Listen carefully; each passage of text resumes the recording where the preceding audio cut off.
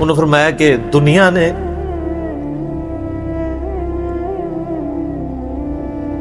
ہر بندے کے اوپر اپنا اثر چھوڑا ہے سوائے ابو عبیدہ ابن جراح کے.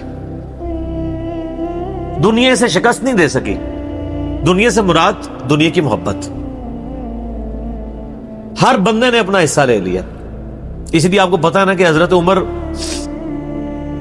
اپنے دور خلافت میں ابو عبیدہ ابن جراح کو بار بار خط لکھتے رہے کہ آپ ادھر آ جائیں، کیونکہ حضرت عمر چاہتے تھے کہ میں اپنے بعد ان کو خلیفہ نامزد کروں.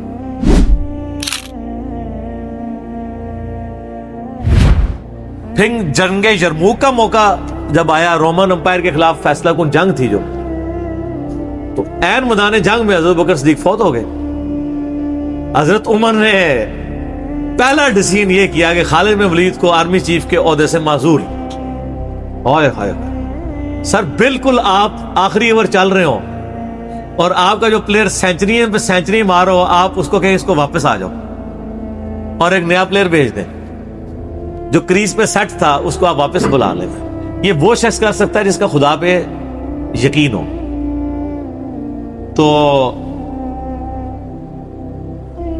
اور آپ کو پتہ ہے حضرت عمر کے رشتہ دار تھے قریبی، انہی کے قبیلے سے تھے حضرت خالد بن ولید. حضرت خالد بن ولید کو پتا تھا کہ یہ اگر عمر خلیفہ بنے گا نا تو پھر میرا معاملہ پہلے ہوگا. اور وہی ہوا، ابو عبیدہ ابن جراح کو بنا کے بھیج دیا. لوگوں میں بڑی چیمہ گوئیاں شروع ہوئی کہ لو جی سب سے بڑی آرمی کے خلاف جنگ ہو رہی ہے، سب سے بڑی سپر پاور، اور عین میدان جنگ میں یہ ڈیسیژن کر دیا ہے، اگر مسلمان ہار گئے پھر کیا ہوگا، یہ وہ اللہ نے فتح دے دی. فتح ہوئی تو اب جب لوگ آ کے مبارک باتیں پیش کر رہے ہیں، پھر حضرت عمر نے آ کے مسجد نبی میں خطبہ دیا. انہوں نے کہا خدا کے لیے میں تم سے یہی تو چیز ختم کرنا چاہتا تھا کہ یہ فتوحات خالد کی وجہ سے نہیں ہو رہی، رب خالد کی وجہ سے ہو رہی ہے. کل کو خالد نہیں رہے گا تو تم کیا سمجھو گے کہ اسلام ختم ہو جائے گا؟ اسلام نے تو آگے چلنا ہے. ٹھیک ہے. پھر انہوں نے کہا میری دوسری حکمت یہ تھی کہ مجھے پتا ہے کہ اب یہ رومن امپائر مسلمانوں کے پاس آ جائے گی، بیت المقدس بھی فتح ہو گیا پھر بعد میں. تو خالد ابن ولید جو ہے یہ جنگ کی فیلڈ کا ماسٹر ہے، اور جب کوئی علاقہ فتح ہو جاتا ہے پھر کسی جنگجو کی وہاں گورنر لگانے کی ضرورت نہیں ہوتی، بلکہ کسی ایسے شخص کو گورنر لگانے کی ضرورت ہوتی ہے جو ہیومن انسٹنکٹ سے واقف ہو، جس کو ہیومن مینجمنٹ آتی ہو. تو خالد تو ہمیشہ تلوار کے ساتھ ہی کھیلا ہے، اس کو ہیومن مینجمنٹ نہیں آتی.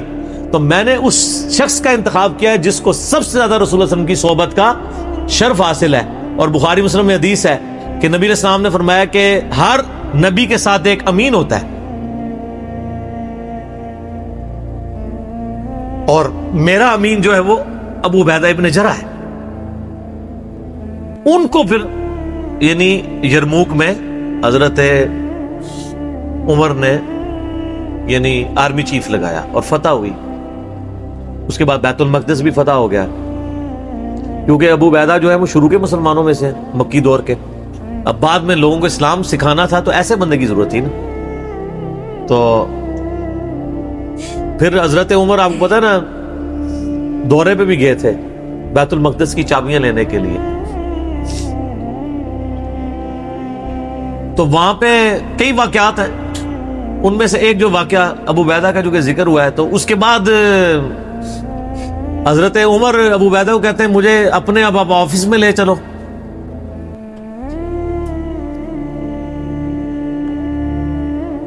دنیا کی سب سے بڑی سپر پاور فتح کی ہو جس بندے نے، آپ سمجھیں کہ ایک بندے نے امریکہ فتح کیا ہے، کسی جنرل نے، واشنگٹن ڈی سی میں اس کا آفس تو ہونا چاہیے.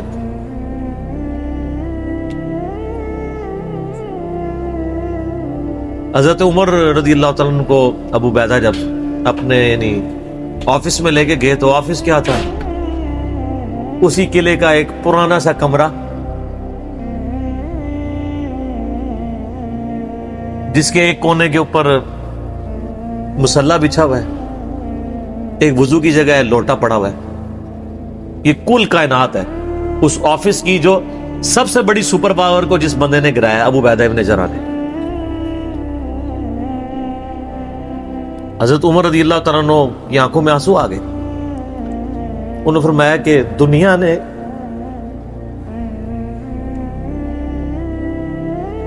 ہر بندے کے اوپر اپنا اثر چھوڑا ہے سوائے ابو عبیدہ ابن جراح کے. دنیا سے شکست نہیں دے سکی. دنیا سے مراد دنیا کی محبت. ہر بندے نے اپنا حصہ لے لیا. اس لیے آپ کو پتا ہے نا کہ حضرت عمر اپنے دور خلافت میں ابو عبیدہ بن جراح کو بار بار خط لکھتے رہے کہ آپ ادھر آ جائیں, کیونکہ حضرت عمر چاہتے تھے کہ میں اپنے بعد ان کو خلیفہ نامزد کروں, اس لیے کہ وہ امین الامت ہے.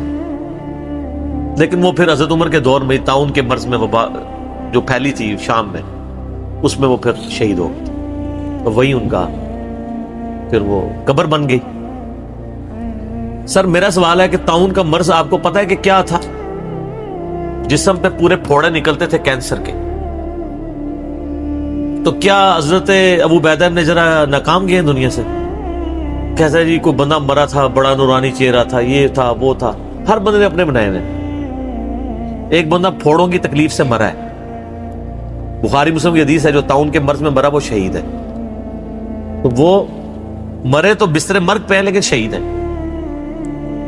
اور دوسری طرف خالد بن ولید آپ دیکھ لیں, سینکڑوں جنگوں میں حصہ لیا انہوں نے, کسی ایک جنگ میں شکست نہیں کھائی. حتیٰ کہ جو کافروں کی طرف سے بھی غزوہ احد لڑی ہے اس میں بھی ان کو شکست نہیں ہوئی.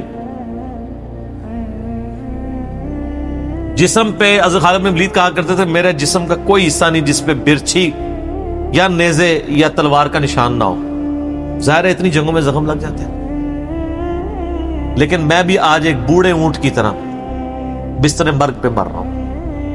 میں نے سینکڑوں جنگوں میں اپنی موت کو تلاش کیا لیکن موت نہیں آئی. اس کا مطلب ہے موت جو ہے وہ اس پہ ڈیپینڈنٹ نہیں ہے کہ آپ میدان جنگ میں گئے ہوئے ہیں. ان کو موت میدان جنگ میں اس لیے نہیں آنی تھی کہ وہ اللہ کی تلوار تھے. اللہ کی تلوار تو نہیں ٹوٹ سکتی تھی. تو ان کا آج میں بھی بوڑھے اونٹ کی طرح بستر مرگ پہ مر رہا ہوں. صرف میں تمہیں یہ بتانا چاہ رہا ہوں کہ موت کا میدان جنگ سے کوئی تعلق نہیں. ویسے تو مسلم شریف میں حدیث ہے جو شخص شہادت کی تمنا کے ساتھ اپنے بسترے پہ بھی مرا اللہ تعالیٰ اسے شہید ہونے کا ثواب دے دے گا. ہمیں نیت کرنی چاہیے. یہ حضرت خالد بن ولید کے شعر ہیں کہ میں بھی اگر موت میدان جنگ میں آتی تو مجھے آتی جس نے سینکڑوں مار کے لڑے ہیں. اور سر پیچھے بیٹھ کے نہیں آج کل کے جرنیلوں کی طرح, فرنٹ سے لیڈ کر کے. تو یہ ان کے اشعار آج بھی ان کا جو قبر یا مزار بنا ہے اس کے ساتھ ایڈجسٹنٹ مسجد کی دیوار کے اوپر یہ شعر لکھے ہوئے ہیں. آپ یوٹیوب پہ جا کے دیکھیں تو آپ کو مل جائیں گے.